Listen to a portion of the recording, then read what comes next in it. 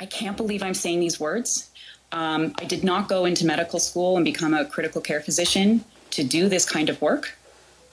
And the moral distress that this is going to create for my colleagues and my profession as a whole is people will quit, people will leave, and this is going to be horrific and devastating for us all, but way more horrific for the patients and their families and their friends. It is affecting the most vulnerable in our society. It is affecting those with the least social capital to be able to speak up for themselves, those with the least amount of representation right now in cabinet and in government. And it's completely unmasked the inequities in our society. It is not the way I ever expected things to happen in this country.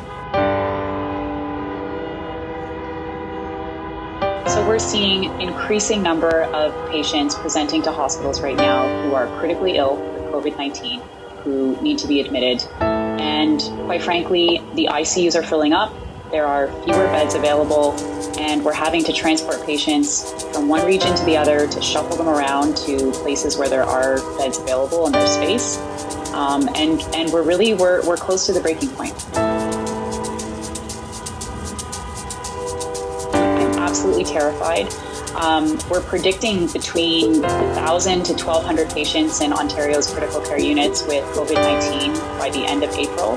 And there's not much we can do to change that at this point. So we say that those numbers are baked in, but what we can change is what happens, the infections that are potentially transmitted tomorrow. So can't change anything up until tonight, but tomorrow's infections we can change. And quite frankly, the numbers are catastrophic. It's far more than we have the capacity to care for in our province. And my colleagues and I are really worried about what we're facing. We don't have enough health care workers to care for those patients. So any given patient in the ICU has many, many, many care providers contributing to their care. And we are already maxed out. We are already struggling to staff our ICUs adequately with nurses. Physicians are being called in from other regions and other jurisdictions to help man the units, essentially. We're already struggling, and we simply cannot continue to sort of flex up. There are limits to how many patients one individual physician and one individual nurse and respiratory therapist can care for at any given time. So no, it's going to get really scary. Triage scenario is our worst nightmare, and it essentially implies that physicians will be deciding among critically ill patients who is going to get the next available bed that is staffed and who isn't.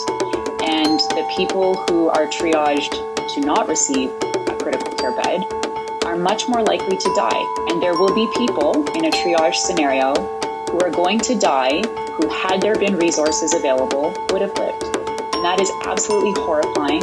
And it is like something out of it's out of a horror movie, quite frankly. And it will be absolutely traumatizing to my colleagues. And I can't imagine the anger I would feel if that was my loved one who got triaged out of an ICU bed because we hadn't done what we needed to do to get this pandemic under control. We all know that vaccines are the way out of this pandemic in the long run, but in the coming weeks, we cannot vaccinate our way out of this third wave. And the only tools in our bucket at this point in time are the public health measures that have worked here in Ontario and elsewhere before. And they're evidence-based and they're science-based.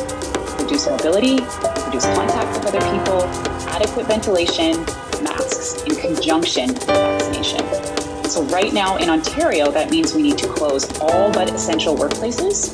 We need to pay for people to stay home from their essential work if they're sick, and we need to protect their jobs while they're away. And we need to be really focused in terms of vaccinating those most at risk. Everyone is doing the very best they can. The fatigue and burnout amongst my colleagues is unreal.